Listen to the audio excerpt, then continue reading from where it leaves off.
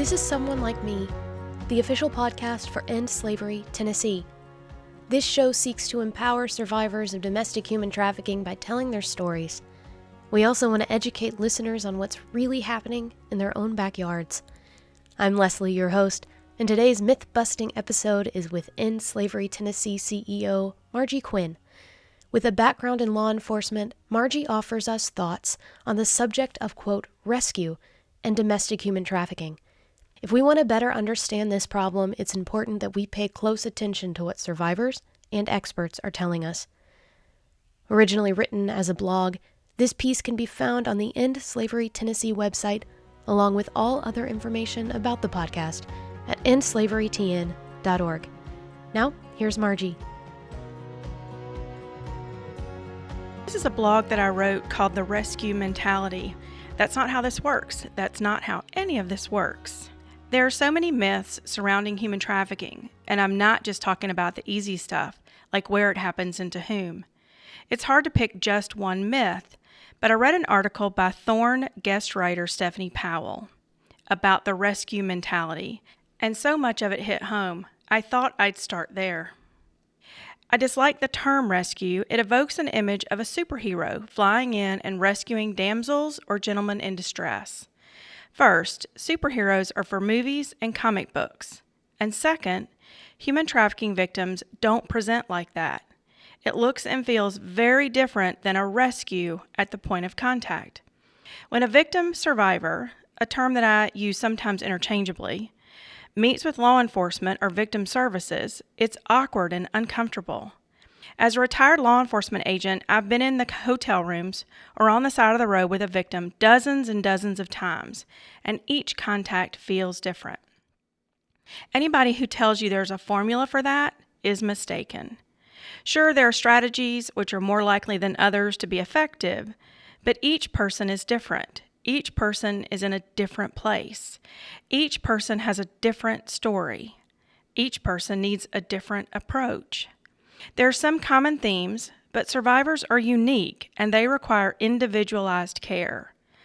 Every day, their faces run like a kaleidoscope through my mind. None ever looked happy to see me. Wouldn't it be easy if they were jumping up and down and yelling, "Save me, save me"? That survivor is the 1%er, and they don't always stay in that mindset. Many don't even think of themselves as victims. Just an unfortunate example of bad decisions and worse choices. I heard Becca Stevens say one time, if that was her choice, what were her options? Right? I also attended a session at one of Shared Hope International's yearly conferences called The Illusion of Choice. Commercial sexual exploitation is no choice at all. It's the last resort, the end of the line. If there is a rescue to be done, it should happen long before the end of the line. Many survivors become so ingrained and beat down into the life, they learn to adapt, cope, and live in an alternate reality, a very different reality than where you and I live. Many times that world demands a heavy drug addiction to survive the trauma and chaos. Many people have asked me whether trafficking survivors are drug addicts because of trauma or are they trafficking survivors because of drug addiction. My response is, does it really matter? That is literally a question of which came first, the chicken or the egg. At the end of the day, you have a trafficking survivor and a drug addict. Not every single trafficking survivor is a drug addict, but more often than not, that is the case. Over 60% of the survivor referrals to ESTN in 2018 were opioid addicted. Change is hard, even if it's in your best interest. Think about how hard it is to cut out social media or stop smoking. Now think about changing your entire life, moving, cutting out every addictive vice you have ever relied upon to manage a rough day, not to mention trauma or mental illness. Tough stuff. That's where we come in at End Slavery Tennessee, a viable choice. When I used to meet with victims in hotels and on roadsides, it was a game changer to have End Slavery Tennessee alongside me at the moment of contact. All of a sudden, victims looked different. They went from angry and sad to thoughtful. You thought I was going to say happy, right? No, not happy, but they were watchful, speculative, inquisitive. They didn't always accept help that day, They were too careful and mistrustful of anything that sounds too good to be true. We sell a dream, the dream of something that looks and feels very different. We work for stability, housing, therapy, addiction treatment, community, a life away from the chaos. It's tempting, but the last person who sold them a dream probably didn't deliver it. Even when they didn't leave with ESTN, they left just a little bit hopeful. In the words of one, quote, "Thank you for being out here for us. Who knows? Maybe you can save me one day." I hope so too. The seed had been planted. Our philosophy at End Slavery Tennessee is that we will meet survivors where they are, and that doesn't just mean geographically.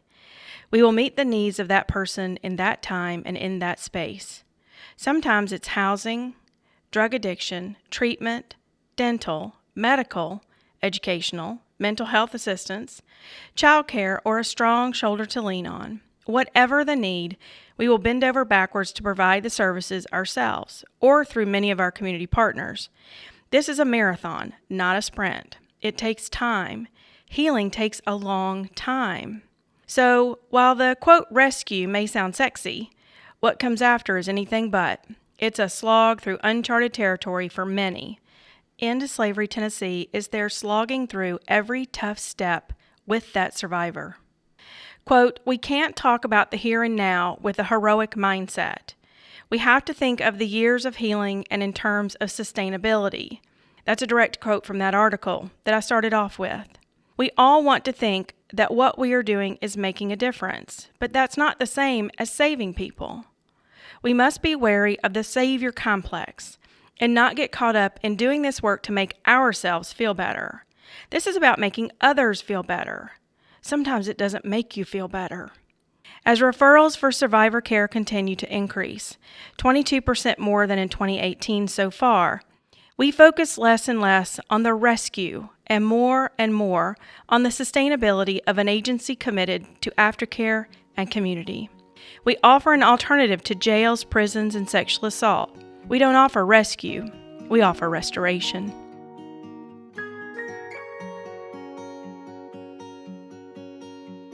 As always, End Slavery Tennessee thanks Jones Legacy Group for their continued support and exclusive sponsorship of this first season of Someone Like Me.